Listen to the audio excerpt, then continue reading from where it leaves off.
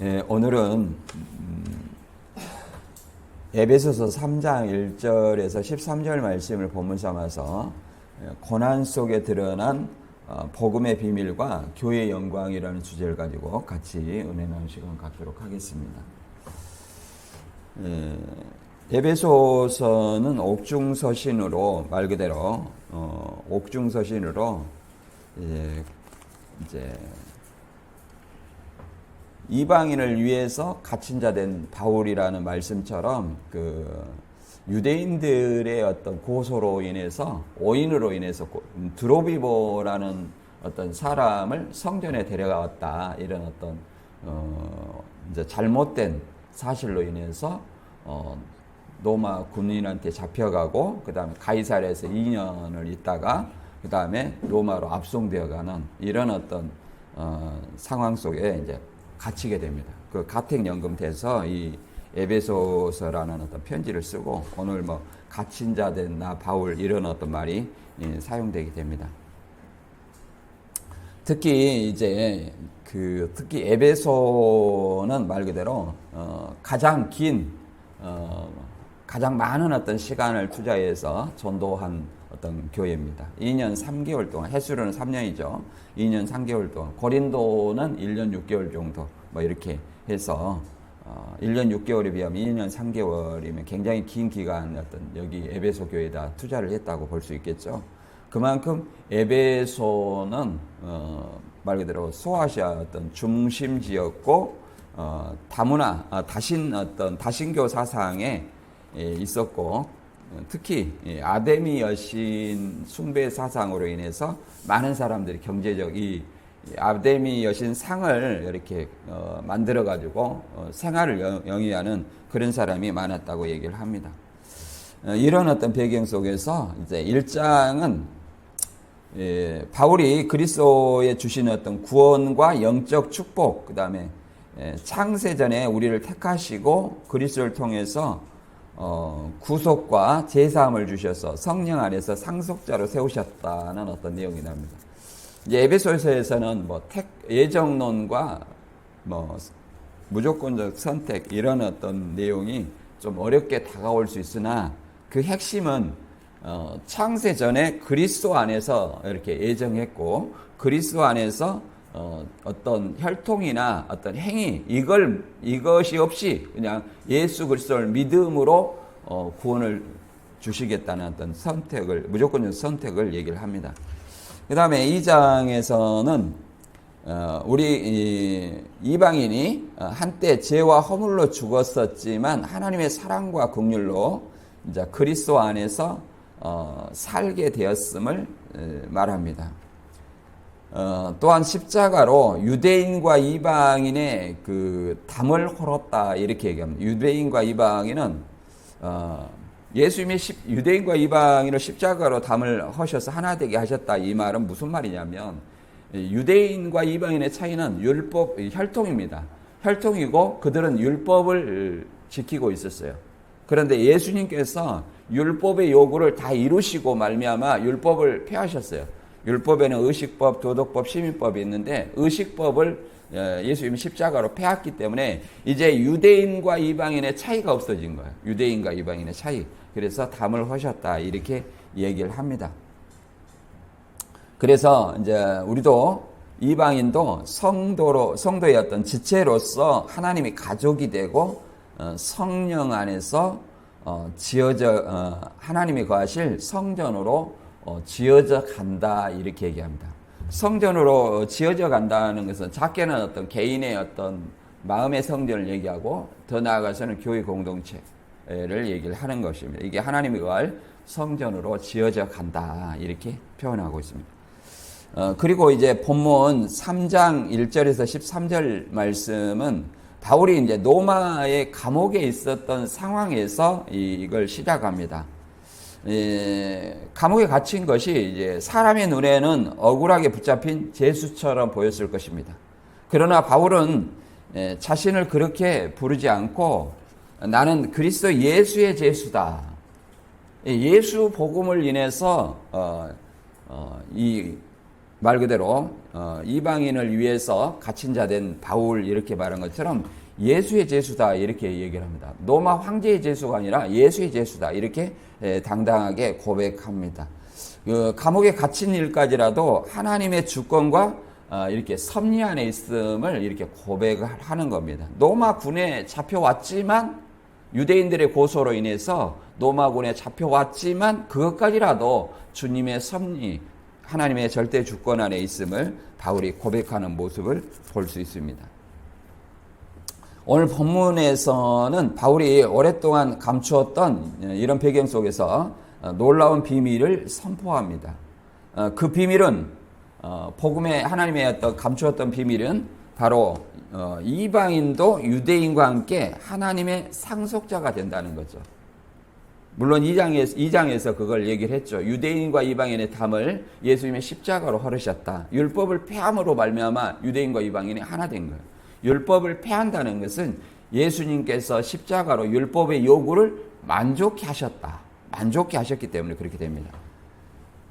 그래서 상속자가 되고 이제 한 몸의 지체가 되며 약속에 동참하는 자가 되었다. 이렇게 얘기합니다. 약속이라는 것은 영생의 약속에 동참하는 자가 되었다는 것입니다. 바울은 자신을 성도 중에 지극히 작은 자라 이제 고백합니다. 지극히 작은 자라고 이렇게 고백하는 것은 바울의 겸손이기도 하지만 바울이 어떤 핍박자로서 그 사역을 감당하고 있음을 말해주고 있습니다. 동시에 하나님의 주신 사명을 따라 교회를 통해 복음을 선포하는 청지기로 살았음을 말합니다. 마지막으로 성도들이 이렇게 말합니다. 너희는 나의 환난으로 낙심하지 말라. 이것이 오히려 너희의 영광이다. 바울은 고난을 수치가 아니라 교회의 영광과 성도의 소망으로 바라봤음을 얘기를 합니다. 그래서 우리가 당하는 어떤 여러 가지 세상에서 어려움, 고난, 오해, 이런 시험, 이런 것들이 바울은 그러잖아요. 세상의 관점으로 바라보지 아니하고 세상의 관점으로 바라지 아니하고 하나님의 절대 주권 안에 하나님의 섭리로 바라봤다 이렇게 바라봅니다. 우리도 마찬가지로 어떤 일을 당하면 그 사람의 어떤 원망하기 전에 이것이 나를 시험하는 하나님의 주권 안에 있는 섭리로 바라봐야 될 줄로 믿습니다. 본문을 한번 읽어보고 알아보도록 하겠습니다. 에베소서 3장 1절부터 13절입니다.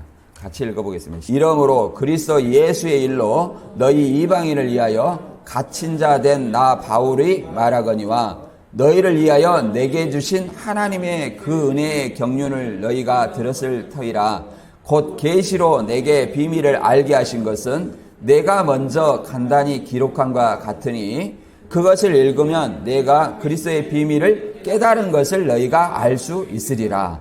이제 그의 거룩한 사도들과 선지자들에게 성령으로 나타내신 것 같이 다른 세대에게는 사람의 아들들에게 알리지 아니하셨으니 이는 이방인들이 복음으로 말미암아 그리스도 예수 안에서 함께 상속자가 되고 함께 지체가 되고 함께 약속에 참여하는 자가 됨이라.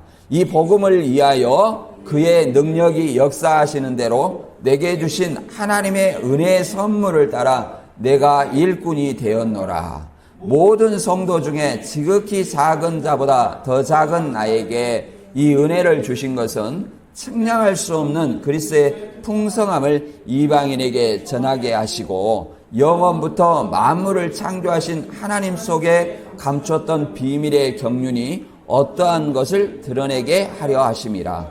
이는 이제 교회로 말미암아 하늘에 있는 통치자들과 권세들에게 하나님의 각종 지혜를 알게 하려 하심이니 곧 영원부터 우리 주 그리스도 예수 안에서 예정하신 뜻대로 하신 것이라. 우리가 그 안에서 그를 믿음으로 말미암아 담대함과 확신을 가지고 하나님께 나아감을 얻느니라. 그러므로 너희에게 구하노니 너희를 위한 나의 여러 환난에 대하여 낙심하지 말라. 이는 너희의 영광이니라. 우리도 바울처럼 고백할 수 있을까요? 내가 당하는 환난이 다른 사람에게 성도에게 영광이다. 이렇게 고백할 수 있을까요? 예, 이렇게 하는 사람은 진짜 굉장히 보기가 힘들죠. 이 말씀은 말 그대로 우리가 에베소서 이 바울이 갇힌 자 된 속에서 지금 이렇게 얘기를 합니다. 갇힌 자 된 나 바울은 이렇게 이런 어떤 배경을 가지고 있어요. 이 배경을 알아보기 위해서 우리가 먼저 사도행전 2장 21장 28절과 29절을 같이 한번 읽어보고 시작하도록 하겠습니다. 사도행전 한번 펼쳐보세요. 사도행전 21장 28절부터 이건 이제 바울이 확실한 증거 없이 유대인들의 모함으로 로마 군대에 잡혀가서 가이사랴 2년 동안 감옥에 있었고 로마에 압송되는 어떤 그런 과정을 이렇게 단초가 되는 내용입니다. 시작. 외치되 이스라엘 사람들아 도우라. 이 사람은 각처에서 우리 백성과 율법과 이곳을 비방하여 모든 사람을 가르치는 그자인데 또 헬라인을 데리고 성전에 들어가서 이 거룩한 것을 더럽혔다 하니 이는 그들이 전에 에베소 사람 드로비모가 바울과 함께 시내에 있음을 보고 바울이 그를 성전에 데리고 들어간 줄로 생각함이로라. 이렇게 얘기합니다. 이제 드로비모라는 사람을 이제 시내에서 말 그대로 함께 있어서 이 드로비모를 이렇게 바울이 성전에 들어가게 했다. 그러면 이것이 무슨 큰일이냐? 그러한에도 이제 그렇지 않아도 바울을 굉장히 안 좋게 보던 입장이었죠. 유대교와 정반대되는 어떤 입장에 복음의 말씀을 선포하는 어떤 그런 사람이었는데, 이방인 드로비모를 성전에 데리고 온 게 무슨 죄냐? 우리가 성전 구조를 보면 그러잖아요. 이방인의 뜰인 성전 방마당이 있어요. 거기는 유대교로 개종한 이방인은 거기까지만 들어올 수 있어요. 그런데 거기에서 이제 여인의 뜰로 가는 어떤 그 본체에는 이렇게 경고문이 이렇게 딱 써져 있습니다. 이방인이 이 선을 넘으면 죽임을 당한다. 이것이 라틴어, 헬라어, 히브리어로 3개 국어로 기록되어 있습니다.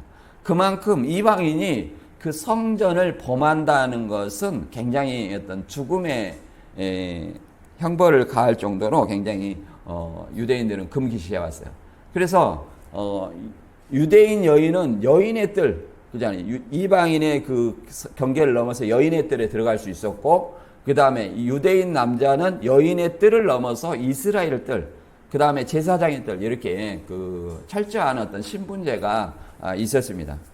그런 가운데 이제 이방인을 데리고 갔다. 이것은 시내에 있는 걸 보고 그렇게 한 것은 누명을 씌운 거죠. 이 누명을 씌워서 결국은 말 그대로 이 유대인들이 폭동을 일으켜가지고 바울은 로마 군인에게 체포되게 됩니다. 그래서 가이사랴에서 2년 동안 있다가 로마로 압송되어서 이제 그 가택연금, 옥에 갇혔다는 것은 가택연금 한 상태에서 이 편지를 옥중서신을 쓰게 된 겁니다. 이제 이런 배경을 가지고 있어요. 이런 배경. 우리 같으면 그러잖아. 유대인들이 철저히 오해해서 무고로 나를 고소했다. 이렇게 생각하지. 이것이 하나님의 섭리, 하나님의 절대 주권의 섭리로서 이것이 너희의 영광이다. 이렇게 얘기할 수 있을까요? 없을 것입니다. 이 내용을 쭉 흐름을 살펴보면, 바울은 말 그대로 이것을 로마 군인에게 잡혀 있기 때문에 황제의 제수가 아니라, 황제의 제수라고 볼 수도 있는데 그리스도 예수의 제수라 이렇게 얘기를 합니다. 고난조차도 하나님의 섭리 안에 있음을 고백하고 있는 거죠. 그리고 이 흐름을 보면 바울의 고난, 그 다음에 복음의 비밀, 바울의 사명, 교회의 사명, 이제 성도의 담대함과 낙심하지 말란 이런 어떤 흐름으로 기록되었고, 이 복음의 비밀이라는 것은 이방인도 유대인과 함께 상속자가 된다. 이미 2장에서 예수님이 십자가로 유대인과 이방인이 이제 벽을 허물었다고 그랬죠. 그래서 이방인도 이제 교회에 그리스도의 몸된 교회에 이제 지체가 되는 한 몸이 됐다. 그리고 바울의 사명은 복음의 청지기로서 지극히 작은 자로 표현하고, 교회의 역할은 하나님의 지혜가 교회를 통해서 세상과 하늘에 선포됨을 얘기를 합니다. 그 다음에 성도의 권세는 그리스도 안에서 담대히 확신 가운데 하나님께 나아갈 수 있게 하신다는 거예요. 그리스도 안에서 하나님께 나아갈 수 있는. 왜? 십자가를 통해서 하나님과 우리 사이에 죄담이 막혔는데 예수님이 십자가로 말미암아 이제 그 길을 여셨죠. 휘장을 찢었죠. 그렇기 때문에 대제사장인 예수님을 통해서 이제 하나님께 나갈 수 있는 길을 열었기 때문에 이제 바울의 어떤 환난으로 인해서 감옥에 갇힌 걸로 인해서 낙심하지 말라. 이것이 곧 너희의 영광이다. 이렇게 얘기를 합니다. 본문을 통해서 한번 읽어보면 3장 1, 2절은 이 유대인과 이방인의 이제 화목해하는 어떤 교훈, 복음 이후에 바울이 갇힌 것은 이방인을 위한 제수로 투옥된 것이 하나님의 주신 사명이고 하나님의 절대 주권과 계획임을 밝히고 있습니다. 1, 2절 한번 읽어볼까요? 시작. 이러므로 그리스도 예수의 일로 너희 이방인을 위하여 갇힌 자 된 나 바울이 말하거니와 너희를 위하여 내게 주신 하나님의 그 은혜의 경륜을 너희가 들었을 터이라. 이렇게 얘기합니다. 예수의 일로 너희 이방인을 위하여 갇힌 자 된 나 바울은, 그래서 이게 이방인을 위해서 복음을 전하다가 그러잖아요. 이게 드로비보 사건을 통해서 오해를 받아가지고 결국은 로마까지 압송되는 이런 어떤 사건을 얘기를 하는 거죠. 그래서 이미 하나님께서는 바울을 이방인의 사도로 들어쓰기로 작정하시고 다맥색에서 그러잖아요. 다맥색 예수를 믿는 자를, 유대교에 너무 열심히여서 예수를 믿는 자를 다 잡아가려고 공문을 가지고 가다가 다맥색에서 하늘로부터 빛이 둘러비쳐서 사울아 내가 왜 나를 핍박하느냐, 주여 누구십니까? 나는 내가 핍박하는 예수다 해서 이 계시를 통해서 이제 그 사명을 받고 아나니아를 통해서 다시 안수받아서 눈을 뜨게 하여서 진정한 복음을 사역을 이렇게 하게 된 거죠. 그래서 사도행전 9장 15절에는 아나니아가 바울의 행실을 그렇게 알리는 겁니다. 주께서 이르시되 가라, 이 사람은 내 이름을 이방인과 임금들과 이스라엘 자손들에게 전하기 위한 택한 나의 그릇이다. 많은 사람들에게 이제 예수님의 이름을 전하기 위한 바울의 하나의 도구다, 이렇게 얘기를 합니다. 바울은 우리가 잘 알다시피 유대교에 굉장히 어떤 흠이 없는 자라고 얘기했습니다. 빌립보서 3장 5절에서 7절까지 읽어보면 나는 태어난 지 8일 만에 할례를 받았고 베냐민 지파에 속한 순수한 이스라엘 사람이며 히브리인 중에 히브리인입니다. 그리고 율법을 철저히 지키는 바리새파 사람이었고 교회를 박해하기까지 한 열심을 가졌으며 율법에 비추어 보아도 흠이 없는 사람이었습니다. 이런 어떤 열심이었던 사람이 다메섹에서 다메섹 도상에서 예수님을 만난 이후로 완전히 바뀌었죠. 우리가 이런 기대를 하는 것은 오늘날에는 이런 기대는 없어요. 왜 그러냐면 간혹 어떤 것이 있냐면 여러분 흙탕물 사진 아세요? 예수 믿는 사람은 흙탕물 사진 하나씩 걸어 놓던데 이렇게 까만 점으로 된 서점에 가면 있던데 그걸 갖고 자꾸 저희 이제 아는 그 지인이 그런 거야. 이걸 보고 예수라는 거예요. 그래서 아니 어디가 예수예요? 뭐 시커먼 먹물 사진이구만. 내가 그랬어요. 먹물 사진이구만. 그러니까 예수가 있다는 거야. 코가 어디고 눈이 어디고 이렇게 그려주니까 자세히 보니까 보이는 거예요, 보이기는. 근데 처음에 저한테 말할 때는 하나님이 보여주신, 하나님의 눈으로 본 사람만 이게 예수가 보인다는 거예요. 나는 안 보이더라고요. 그래서 아니 뭐 도대체 봐도 이게 뭐 어떻게 그냥 까만 이렇게 점으로 된 이 사진이 어떻게 예수냐. 그랬더니 이렇게 형태를 알려주니까 이제 그런 것 같기도 해요. 근데 그것이 그 사진이 그러잖아요. 대부분 성경을 알지 못했을 때, 막연히 예수를 믿었을 때 이렇게 얘기를 합니다. 그 뭐 사진사인가 뭐 기사인가 뭐 그랬는데 어디 가다가 이랬다는 거예요. 하나님 한 번이라도 나에게 하나님이 계심을 보여주십시오 하고 기도하면서 사진을 찍었다는 거예요. 근데 그 사진이 나왔다는 거예요. 그래서 그 사진 속에서 예수를 발견하고 예수를 믿었다고 얘기를 합니다. 근데 이런 어떤 우연과 사도 바울의 어떤 그 체험은 완전히 다른 거죠. 완전히 다른 거예요. 근데 이런 어떤 그 동기, 이런 어떤 동기, 이 사진사와 같은 어떤 동기는 뭐 간혹 있어요. 그러나 모든 사람이 그와 같이 믿지는 않습니다.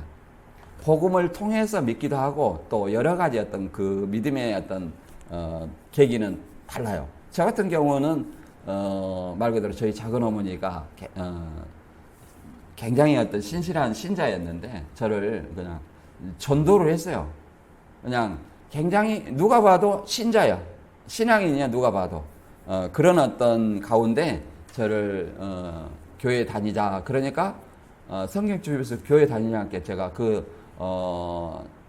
너무 올바르게 행동하고 그런 어떤 신앙인의 어떤 모습을 보고 제가 신앙을 하게 된 거죠. 그러니까 믿는 어떤 과정은 다 달라요. 다르지만 여기 바울도 마찬가지로 이렇게 유대교에 열심히 했지만 7절에 뭐라고 합니까? 내게 유익하던 그 모든 것을 내가 그리스도를 위하여 다 버렸습니다. 배설물처럼 버렸다. 이렇게 얘기합니다. 이게 이전에 어떤 내가 알던, 내가 생활하던 그런 어떤 모든 것들이 누구의 관점으로 바라봐야 되냐면 예수님의 관점으로 바라봐야 돼요.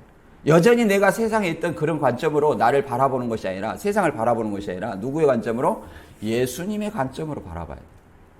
내가 신천지에 있을 때는 이만희 관점으로 성경을 봤어요. 낱말 짜맞추기로. 그러니까 이만희가 보이는 거예요. 모든 성경에서. 그런데 지금은 무슨 관점으로 보냐면 예수님의 관점으로, 저자의 관점으로 바라봐요, 성경을. 그러니까 그 속에서 누가 보이는 거예요? 예수님이 보이는 거예요. 이와 같이 우리도 관점을 이렇게 예수님이 볼 수 있도록 저자의 관점에서 성경을 바라봐야 된다. 그래서 그 저자가 말하고 있는 하나님의 뜻이 무엇인가를 우리는 올바로 살펴봐야 될 줄로 믿습니다. 그래서 이 바울의 어떤 그 하나님의 경륜이 이런 어떤 유대인에게서 이방인으로 향하는 어떤 그 경륜을 얘기하는 거예요. 그리고 바울이 당한 어떤 고난도 마찬가지입니다. 우리에게 계시록 2장 10절에는 이렇게 말합니다. 너는 앞으로 겪을 고난을 두려워하지 말아라. 이제 마귀가 너희를 시험하려고 너희 가운데 몇 사람을 잡아 가둘 것이며 너희는 10일 동안 고난을 받을 것이다. 너는 죽도록 충성하라. 그러면 생명의 면류관을 내게 주리라. 이렇게 얘기합니다. 여기서 이 당시에는 죽도록 충성하라. 내가 받을 권한은 죽도록 충성하라. 자기 목숨까지 잃는 어떤 충성이었습니다. 순교였죠. 그러나 오늘날 우리는 뭐예요? 그런 어떤 순교의 시대가 아닙니다. 순교의 나라도 아니죠. 물론 이슬람이 있는 그 나라에서 예수를 믿어라 이렇게 얘기하면 물론 그 사람은 순교할 수 있어요. 그러나 적어도 우리나라는 종교의 자유가 보장되기 때문에 이런 어떤 환란은 없습니다. 어떤 환란이냐? 작은 것들 그냥 이 복음을 믿는 데 있어서 방해가 되는 어떤 여러 가지 요소들로 인해서 내가 시험을 받고 고난을 받고 환란을 당하는 이런 것들입니다. 그러나 그것을 누구의 관점으로 바라보면 그것을 통해서 내가 이겨내면 뭐예요? 하나님께서 더 중요한 사역을 내려주시고 더 큰 축복을 내려주신다는 사실을 알아야 됩니다. 우리가 가끔 제가 얘기하지만 요셉의 사건이 하나님의 섭리이거든요. 형제들은 요셉을 미워해서 애굽에 팔았어요. 그러지만 요셉은 하나님의 이 뜻을 알고 어떻게 했습니까? 요셉의 뜻을 알고 형제들을 원망하는 것이 아니라 그렇잖아요. 원망하는 것이 아니라 하나님이 큰 구원으로 자기 가족들의 생명을 구원하시려고 나를 먼저 이렇게 보냈다. 이렇게 얘기를 합니다. 우리가 과연 그런 고백을 할 수 있을까요? 이것이 하나님의 어떤 섭리라는 것을 우리가 좀 이해를 해야 됩니다. 3장 3절부터 6절까지는 이제 계시로 드러난 복음의 비밀이 뭔가 이걸 얘기를 합니다. 당시 에베소 성도들은 바울이 제수로 갇힌 모습을 통해서 믿음이 의심되거나 낙심했을 가능성을 우리가 알아볼 수 있습니다. 상상할 수 있습니다. 그래서 투옥은 실패가 아니라, 감옥에 간 것은 실패가 아니라 오히려 복음의 진정성을 확증하는 어떤 계기가 되었다, 이렇게 말합니다. 같이 한번 읽어볼까요? 3장 3절에서 6절까지. 곧 계시로 내게 비밀을 알게 하신 것은 내가 먼저 간단히 기록한과 같으니 그것을 읽으면 내가 그리스도의 비밀을 깨달은 것을 너희가 알 수 있으리라.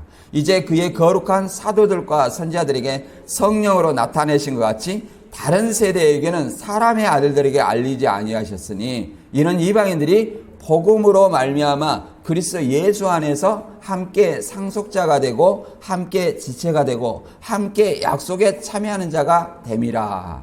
아멘. 자, 그리스도의 비밀, 그리스도의 비밀을 얘기합니다. 그리스도의 비밀. 그리스도의 비밀은 그러잖아요. 거룩한 사도들과 선지자들과 성령으로 나타내셨다는 거예요. 성령을 통해서 사도들과 선지자들 입을 통해서 그리스도의 비밀을 알려줬다는 거죠.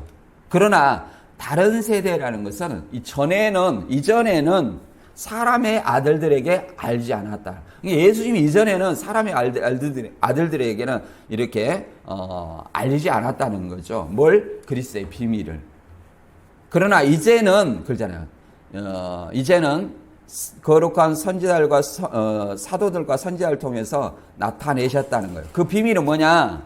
6절에 이방인이 복음으로 말미암아 그리스도 예수 안에서 함께 유대인과 함께 상속자가 되고 함께 지체가 되고 함께 약속에 참여하는 자가 된다는 거예요.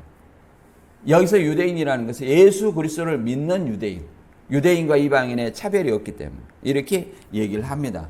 그래서 유대인이 이제 이방인으로 그 구원이 말 그대로 유대인에게서 이방인으로 이렇게 믿음으로 된 이방인으로 이렇게 확대가 되는 것을 이렇게 그리스도의 비밀이라고 얘기를 하는 겁니다.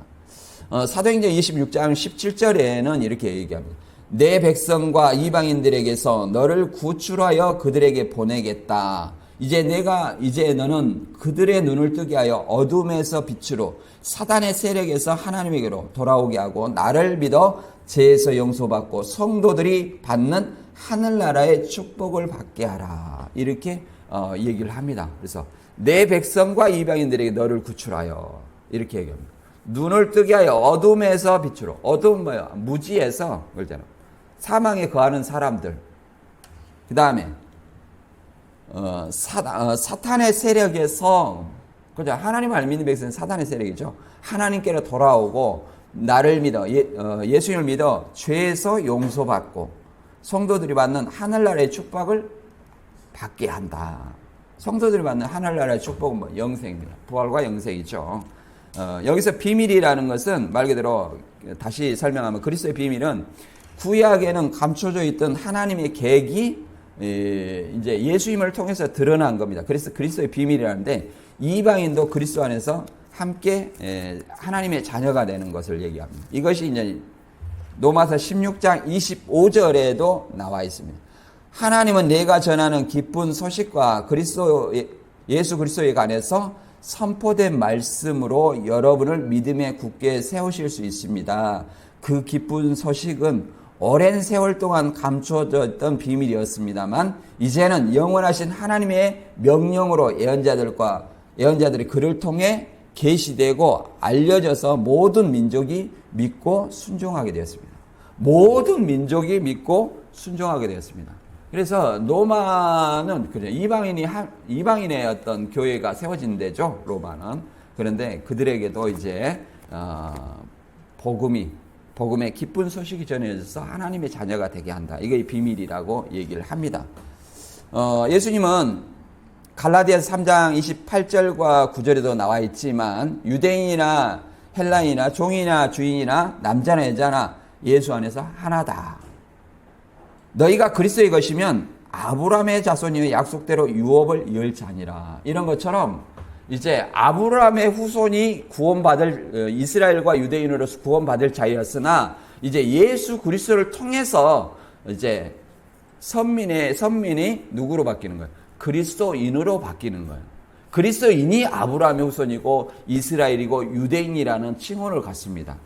그래서 계시록 2장 9절과 3장 9절에 보면 자칭 유대인이라는 자들의 회방도 안 오니 실상은 사단의 회라 이렇게 얘기하는 것은 자칭 이제 예수님을 안 믿는 유대인, 혈통 유대인들은 이제 자칭 유대인이라고 얘기하는 거예요. 자칭 유대인. 그들이 뭘로 해방했습니까? 황제 숭배를 거부한 이 기독교인들이 그리스도인이 있다 하고 고발을 하는 겁니다. 유대인들은 이미 그렇잖아요. 로마에 의해서 정통 종교로 인정을 받아서 박해를 면제받았어요. 황제 숭배를 면제받았어요. 그렇기 때문에 유대인의 적인 그리스도인들을 어떻게 해요? 황제 숭배를 거부하는 자로 이렇게 고발을 하고 한 자들입니다. 그래서 자칭 유대인을 한 자들의 회방, 그들은 사단의 회당. 왜? 기독교 그리스도인들을 그냥 핍박하는 존재이기 때문에 사단의 회라 이렇게 얘기를 하는 겁니다.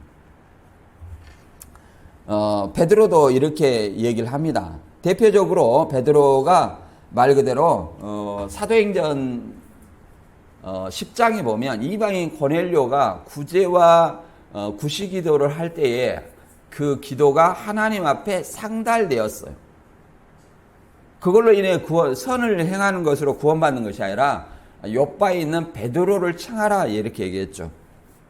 물론 그 부정한 짐승을 하나님이 이렇게 3번이나 내려줘서 잡아먹으라 이렇게 얘기했지만 베드로는 내가 언제든지 깨끗이 아니한 것을 먹지 아니한다 이렇게 얘기했지만 하나님은 하나님이 이제 깨끗하다 하신 것을 내가 부정하다 하느냐 이렇게 얘기를 합니다. 그것은 이제 부정한 짐승이에요. 부정한 짐승은 곧 누구를 상징하냐면 이방인을 상징하는 거예요. 하나님이 이방인도 복음을 믿어 깨끗게 하신다는 거예요. 그걸 잡아먹으라는 것은 이제 그들도 교회의 일원이 되게 할 수 있다. 이게 되게 하셨다는 것을 얘기합니다. 그 대표적인 사건이 물론 사마리아 여자나 뭐 수로보교냐 여인이나 뭐 이런 어떤 예수님이 생전에도 그 예표가 있었지만 이제 대표적으로 이 고넬료를 얘기합니다. 사도행전 10장 34절에 보면 이제 그 베드로가 설교했을 때 성령이 그 고넬료 가족에게 다 임하는 거예요. 그걸 보고 베드로가 뭐라고 하냐면 내가 참으로 하나님은 사람을 외모로 보지 아니하시고 각 나라 중에서 하나님을 경외하는 를 행하는 사람은 다 받으시는 줄 깨달았도다. 이렇게 얘기합니다. 그래서 유대인과 이방인 사이에 교리 문제로 다툼이 있었을 때 사도행전 15장에 예루살렘 총회 종교회의를 할 때도 뭐라고 했냐. 이 베드로가 이 사건을 얘기하는 거예요. 고넬료 가족 이방인이었는데 그들에게도 성령이 임했다. 그러니 율법을 지키고 할례를 받아서 예수를 믿어서 구원받는 것이 아니라 이제 누구든지 우리도 저희와 같이 예수님을 믿어 은혜로 구원을 받는 줄 아노라 이렇게 설명을 합니다.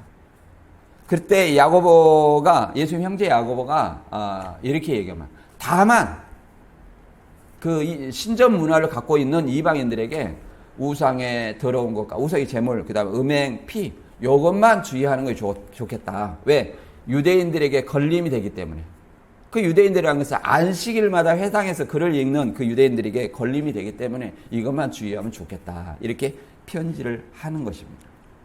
이걸 가지고 여호와 증인들은 피를 먹지 말라 해가지고 수혈까지 안 하고 그러잖아요. 그래서 죽기까지 합니다. 그 신앙을 지키기 위해서. 그러나 그것은 오해한 거죠. 오해한 겁니다. 하나님의 말씀을 부분적으로 이렇게 이해하다 보면 굉장히 오해하고 그것이 맹종이 될 수가 있는 거예요. 성경은 큰 틀에서 저자가 의도하는 바가 뭔가를 우리는 올바로 깨달아야 될 줄 믿습니다. 다음에는 이제 3장 7절부터 12절까지 보면 이제 바울이 복음의 종으로서 사역이 하나님의 은혜로 된 것이라는 것을 고백하며 나에게 부여진 능력이 능력의 역사에 따른 하나님의 은혜의 선물이라고 이 얘기를 합니다. 이걸 한번 읽어볼까요? 3장 7절부터 12절까지 읽어보겠습니다. 시작. 이 복음을 위하여 그의 능력이 역사하시는 대로 내게 주신 하나님의 은혜의 선물을 따라 내가 일꾼이 되었노라. 모든 성도 중에 지극히 작은 보다 더 작은 나에게 이 은혜를 주신 것은 측량할 수 없는 그리스도의 풍성함을 이방인에 전하게 하시고 영원부터 만물을 창조하신 하나님 속에 감추어졌던 비밀의 경륜이 어떠한 것을 드러내게 하려 하심이라. 이는 이제 교회로 말미암아 하늘에 있는 통치자들과 권세들에게 하나님의 각종 지혜를 알게 하려 하심이니 곧 영원부터 우리 주 그리스도 예수 안에서 예정하신 뜻대로 하신 것이라. 우리가 그 안에서 그를 믿음으로 말미암아 담대함과 확신을 가지고 하나님께 나아감을 얻느니라. 이렇게 말합니다. 이 복음을 위하여 그의 능력이 역사하는 대로 내게 주신 하나님의 은혜의 선물을 따라 내가 일꾼이 되었다. 내가 하나님의 이 복음을 전하는 이 사명, 우리는 다 같은 뭐예요? 목사만 제사장이 아닙니다. 베드로전서 2장 9절에 너희는 택하신 족속이요 왕 같은 제사장이라 이렇게 얘기를 합니다. 무슨 제사장입니까? 복음을 전하는 제사장이에요. 복음을 전하는 제사장. 다 같은 제사장이에요. 저는 이제 먼저 목사는 기능상 먼저 알아서 가르치는 사람일 뿐입니다. 다 같은 제사장이에요. 다 같은 제사장이다. 이게 하나님의 은혜의 선물이라 이렇게 얘기합니다. 내가 교회 일을 하는 데 있어서 이걸 선물로 여기지 아니하고 막중한 부담감으로 여기면 이것은 은혜되지 못하는 겁니다. 바울은 이것을 은혜의 선물이라 이렇게 얘기합니다. 자기의 직분을. 그래서 지극히 작은 자보다 작은 나에게, 지극히 작은 자라는 것 성경에는 아주 보잘것없는 그 사람보다 내가 더 작다. 자기를 낮추는 어떤 겸손이죠. 겸손이. 그 사람보다 작은 나에게 은혜를 주신 것은 은혜의 직분을 주시는 거죠. 복음의 직분을 주신 것은 측량할 수 없는 그리스도의 풍성함이 뭐예요? 측량할 수 없는 복음의 풍성함. 복음을 얘기합니다. 복음. 이방인에게 전하게 하시고 이방인의 사도로 삼았다는 거죠. 그래서 갈라디아서 2장 8절에는 그러잖아요. 베드로에게 역사하사 그를 할례자의 사도로 삼으신 이가 또한 내게 역사하사 나를 이방인의 사도로 삼으셨느니라. 이렇게 얘기합니다. 이방인의 사도로 삼으셨느니라. 이제 이단들은 뭐 12사도 해가지고 12제자 이렇게 하는. 왜 바나바와 바울 사도는 이렇게 안 만든지 모르겠어요. 다 모방과 사칭입니다. 그런 것도. 모방과 사칭. 모방과 사칭이 성경을 이루는 것은 될 수 없어요. 예수님이 약속한 것을 이단들은 이렇게 모방하고 사칭해서 그것이 성경대로 이루었다 면 이렇게 지금도 막 목숨 걸고 이렇게 하는데 그건 굉장히 이게 이성이 마비된 거예요. 객관적인 시각, 성경을 저자의 관점으로 바라보면 이게 금방 깨집니다. 그래서 저는 여기 상담을 하는데 다른 상담소와는 좀 달라요. 여러분들 뭐 다 잘 아시겠지만 저는 성경을 어떻게 봐야 되느냐 이것에 초점을 맞춰요. 제가 2011년에 신천이 나왔지만 가장 중요한 것이 성경을 어떻게 볼 것인가. 누구의 관점에서 봐야 되느냐. 이게 가장 중요하다고 저는 지금도 생각해요. 지금도. 그걸 알면 잘못된 가르침이나 이런 것들에 대해서 다 드러나게 돼요. 저는 이게 굉장히 지금도 중요하고 앞으로도 중요하다 이렇게 생각을 합니다. 고전 15장 10절에서는 이렇게 바울은 얘기합니다. 내가 나의 나된 것은 하나님의 은혜로 된 것이니 내게 주신 그 은혜가 헛되지 아니하고 내가 모든 사도보다 더 많이 수고하였으나 내가 한 것이 아니요 오직 나와 함께 하신 하나님의 은혜로다. 이렇게 얘기합니다. 우리가 과연 이런 고백을 할 수 있을까요? 내가 나의 된 것은, 사도가 된 것은 하나님의 은혜다. 직분을 맡은 것은 하나님의 은혜다. 그리고 내가 모든 사도보다 많이 일했다는 거죠. 그래서 이렇게 노마의 전 지역을 다니면서 전도를 했는데, 1차, 2차, 3차, 4차의 감옥까지 가면서 그런 전 지역을 전도했는데, 성경을 보면 그렇게 바울처럼 전도 활동을 열심히 한 사람을 찾아볼 수가 없습니다. 그래서 오직했으면 바울의 신약 성경의 대부분이 그잖아요. 14권이 히브리서까지 포함해서 14권이 누구까지? 바울 서신으로 채워진 거예요. 바울 서신이. 이만큼 일해 본 사람이 누가 있을까요? 없습니다. 그러죠. 몰라요. 그 후에 뭐 이렇게 있을지 모르겠지만 성경을 보면 없을 것 같아요. 저도 그만한 자신은 없고요. 그리고 이걸 하면서 이런 어떤 수고를 하면서 이것이 내 공로다 이렇게 한 것이 아니라 오직 나와 함께한 하나님의 은혜다. 이걸 누구한테 돌리는 거예요? 하나님의 은혜다. 이렇게 하나님께 영광을 돌리는 거예요. 저와 여러분이 다 이런 어떤 내가 수고한 것이 누구의 은혜다? 하나님의 은혜라고 이렇게 돌릴 줄 알아야 됩니다. 사사기에도 이제 어떤 사람 우리를 택하냐면 사사기 6장 15절에 이하에 보면 기드온이 그에게 대답하되 오 주여 내가 무엇으로 이스라엘을 구원하리까 보소서 나의 집은 므낫세 중에 극히 약하고 나는 내 아버지 집에서 가장 작은 자이다 하니 여호와께서 그에게 이르시되 내가 반드시 너와 함께 하리니 내가 미디안 사람 치기를 한 사람 치듯 하리라 하시니라. 그러잖아요. 하나님은 이렇게 택하신 자를 아주 보잘것없는, 그러잖아요. 보잘것없는 자를 택하셔서 하나님의 능력을 보이시게 하시는 것입니다. 나는 한 달란트 가졌어. 내가 가진 것이 없는데 나는 아무것도 할 줄 몰라. 이게 아닙니다. 하나님은 그런 사람을 나는 아무것도 아니야. 이것을 스스로 자기 비하합니다. 하나님이 이런 나를 택해 주신다는 거예요. 하나님이 그러잖아요. 고전 1장 26절 이하에서도 하나님이 택하신을 보라. 문벌 좋은 자가 많고 능력 있는 자가 많지 아니하도다. 이는 아무 육체라도 자기 자랑하지 못하고 오직 누구만 하나님께만 영광을 돌려줄 수 있도록 하기 위함이라고 얘기를 합니다. 그래서 나는 할 수 없어가 아니라 나는 할 수 있어. 누구 때문에? 하나님의 은혜 때문에 내가 할 수 있다. 이런 고백이 내 입에서 나와야 됩니다. 모세도 마찬가지입니다. 나는 말에 능히 못한 자라 이렇게 고백했지만 하나님은 하나님의 능력으로 애굽의 모든 사역을 했습니다. 이와 같이 우리도 그렇잖아요. 나는 무엇을 할 수 없는 것이 아니라 내게 주시는 능력 안에서 모든 것을 할 수 있다. 이런 어떤 말이 내 입에서 나와야 될 줄로 믿습니다. 마지막으로 이제 에베소 3장 13절 보면 이제 바울이 옥중의 고난을 너희를 위한 것으로 그것이 교회에서 영광이라고 선포합니다. 이것은 바울이 자신의 고난을 교회 공동체의 영원한 영광에 동참케 하기에 낙심하지 않게 하기 위함입니다. 바울의 고난이 교회의 같은 고난으로 이렇게 보는 것입니다.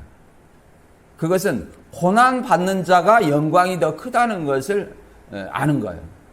핍박받는 자가 상이 더 크다 이것을 얘기를 합니다. 고난받는 자 누구를 위해서? 그리스도를 위해서. 에베소 3장 13절 같이 읽어볼까요? 그러므로 너희에게 구하노니 너희를 위한 나의 여러 환난에 대하여 낙심하지 말라. 이는 너희의 영광이니라. 아멘. 그러잖아요. 이런 고난 중에 고난이 크면 클수록 우리는 그냥 왜 나에게만 이런 시련이? 나는 아무것도 아닌데. 아무것도 아닌 사람을 하나님은 은혜 중에 택하십니다. 내 능력으로 하는 것이 아니라 하나님의 은혜와 능력으로 일을 한다는 것을 우리는 알아야 됩니다. 예, 우리가 하나님의 이 고난 중에 사도행전 16장에 나온 사실을 여러분들 잘 알 수 있습니다만, 복음을 전하다가 바울과 신라가 이제 감옥에 갇혔습니다. 그래서 바울과 신라가 기도하고 하나님을 찬송하자 다른 제수들이 듣고 있었다. 그때 갑자기 큰 지진이 일어나 집터가 흔들리고 감방문이 모두 열리며 제수들을 묶었던 쇠고랑이 다 풀어졌다. 이거 놀라운 어떤 사건 아닙니까? 물론 오늘날에도 이런 사건이 일어나리라고 생각하는 것은 안 됩니다. 왜 그러냐면 이 사도들이 있었던 어떤 그 시대의 사역입니다. 오늘날에는 이 사도들이 어떤 행한 것을 그렇게 모방하고 하는 사람들이 많이 있어요. 이거는 뭐냐면 신사도 운동이라고 해서 2단으로 우리가 정제했습니다. 뭐 그렇게 하려면 마가복음 16장 15절 이하에 있는 5가지 능력을 행해야 돼요. 예수를 믿는 자는 이런 표적이 나타나리니 그러잖아요. 뭐 뱀을 집으며 귀신을 쫓으며 새 방언을 행하며 뱀을 집으면 무슨 독을 마실지라 해를 받지 않는다. 이런 걸 다 행해야 돼요. 농약 갖다 주면서 믿음의 표적을 나타내 보십시오. 믿는 자는 이런 표적이 나타난다는데 그걸 뭐 마시겠어요? 못 마시겠죠. 그러니까 그런 것들은 사도시대에만 나타나는 것이라는 걸 알아야 돼요. 그러니까 그런 어떤 가보면 많은 사람들이 옵니다. 뭘 몰라서 그러냐? 성경을 모르는 것이고 또 더 나아가서 성경을 읽었더라도 그것을 믿음으로 받아들이지 못하는 거예요. 복음을 믿으면 성령이 너희 안에 거하신다 이 말씀을 이해하지 못하는 거예요. 믿음으로 받아들이지 못하는 거예요. 내가 복음을 믿으면 성령이 내 안에 거한다 이걸 믿음으로 받아들여야 되는데 받아들이지 못하는 거예요. 그러고 저 사람 뭐 성령 받으니까 손을 발발 떨고 막 뒹굴고 그러니까 성령 받았는가 보다 생각하는 거. 이건 굉장히 큰 착각입니다. 거기 인도하는 목사가 세뇌시키는 거예요. 세뇌시키는 거. 제가 서모생가 이분이 하는 것들을 이 유튜브를 처음부터 이렇게 하는 걸 봤어요. 처음부터 그렇게 뒤집어지지 않았어요. 지금은 아주 이초석 목사가 저리 가랍니다. 장풍 쏘면 다 넘어가 지금은 이초석 목사처럼. 처음에는 한두 사람이 아무도 안 그랬어요. 아무도 안 되네. 뭐 집회를 하는데 좀 미국에서 뭐 배워왔나 봐요. 본인이 그렇게 얘기해요. 한두 사람 뭐 이렇게 잠깐 뭐 이렇게 하다가 근데 막 강력하게 얘기하더만. 여기 성령 받은 사람 없어요. 뭐 그분이 성령 안 받았다고 하면 안 받은 거예요? 그런 거잖아요. 아니 그분이 뭐 구원 받았든지 안 받았든지 이건 말 하나마나 내가 복음을 믿으면 성령을 받고 하나님의 자녀로서 그 구원 받은 것이죠. 근데 그렇게 얘기하는가 그 말에 현혹되어서 뭔가 행위를 하기 시작. 한두 사람이 행위를 시작하게 되더라고요. 막 기도하면서 발발발 떨어. 그래서 그분이 하는 말이 이 모임 한 30-40명 모인 데서 이러면 여기 성령 받은 사람 한 사람이나 있을까 말까 한다고 하는 거예요. 그러니까 그 뒤에 사람은 뭐라고 생각할까요? 누가 성령 받았을까 이렇게 생각할 거 아니에요. 보니까 앞에 한두 사람이 발버둥 떨거든. 그러니까 나도 성령을 받아야 하듯이 이런 마음이 얼마나 간절하겠습니까? 그러니까 자기도 몰래 그거를 이렇게 따라하게 되는 거예요. 그러니까 나중에는 춤도 추더라고. 근거가 어디냐? 사도행전 2장에 오순절에 유대인들이 성령 받은 사람을 120명의 제자들한테 뭐라고 했어요? 다른 방언으로 얘기를 했잖아요. 15개 외국어로. 그러니까 이 사람들이 술 취한 거 아니냐 이렇게 얘기를 한 거예요. 그러니까 이걸 오해해가지고 목사가 성령 받은 사람 술 취한 것처럼 춤을 춰야 된다는 거야. 성령 받았고 술 취한 것처럼 춤춰야 된다는데 또 거기서 처음 들었네. 그래가지고 춤을 춰야 된다는 거예요. 그래서 내가 집사님 성령 받으면 춤춰야 된다는 구절이 어디가 있습니까? 그러니까 다윗도 춤췄다는 거예요. 다윗도. 그건 언약궤가 온 것을 기뻐서 좀 표현하는 것이지. 그리고 이게 사도행전 그거 유대인들이 120명의 제자들이 외국어를 얘기하는 것을 갖다가 술 취했다고 얘기를 하는 것을 갖다가 술 취했다고 하는 건데 그러면 자기들이 외국어 하면 그걸 사정을 알지 못하는 사람이 술 취했나 아침부터 이렇게 얘기해야 되는 건데 그걸 이해를 못해가지고 술 취했다고 이렇게 춤을 추고 있으니 참 그걸 사모하면 그게 과연 하나님의 역사일까요? 다 성경의 무지 그리고 말씀을 믿음으로 받아들이지 못한 자들의 이렇게 미혹된 현상입니다. 그래서 우리는 그렇잖아요. 이런 어떤 바울의 어떤 고난이 그렇잖아요. 놀라운 어떤 능력이 나타난 것처럼 우리도 이제 사도행전 로마서 8장 17절과 18절에 보면 이렇게 말합니다. 자녀임은 또한 상속자 곧 하나님의 상속자여 그리스도와 함께한 상속자니 우리가 그와 함께 영광을 받기 위하여 고난도 함께 받아야 할 것이니라. 생각컨대 현재의 고난은 장차 우리에게 나타날 영광과 비교할 수 없도다. 저는 굉장히 로마서 8장 18절이 어떤 어려움을 당했을 때 굉장히 위로가 됩니다. 현재 내가 어렵고 힘들지만 우리에게 나타날 영광과 이것은 현재 비교할 수 없다. 그냥 소망이 생기는 거예요. 여러분도 이 말씀을 붙들고 좀 소망을 가지고 신앙을 했으면 좋겠습니다. 본문 내용 한번 간단히 정리하고 마치도록 하겠습니다. 바울이 감옥에 갇힌 자리에서 고백한 놀라운 신앙의 비밀을 우리에게 들려줍니다. 바울은 자신을 억울한 죄수라고 부르지 않고 나는 그리스도 예수의 죄수라고 고백합니다. 그는 투옥조차 하나님의 섭리 안에 있었고 이방인에게 복음을 전하기 위한 하나님의 거대한 계획의 일부라고 생각했기 때문입니다. 그는 하나님께서 오랫동안 감추었던 비밀을 선포합니다. 그 비밀은 이방인도 유대인과 함께 하나님의 상속자가 되고 한 몸의 지체가 되며 그리스도 안에서 약속에 동참한다는 복음의 선포였습니다. 이 은혜를 받은 바울은 자신을 성도 중에 지극히 작은 자라고 고백하며 동시에 그는 하나님께서 교회를 통해 하나님의 풍성한 지혜를 세상과 하늘에 선포하신다는 사실을 말합니다.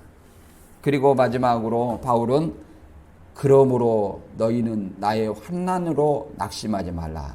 이것이 오히려 너희에게 영광이다.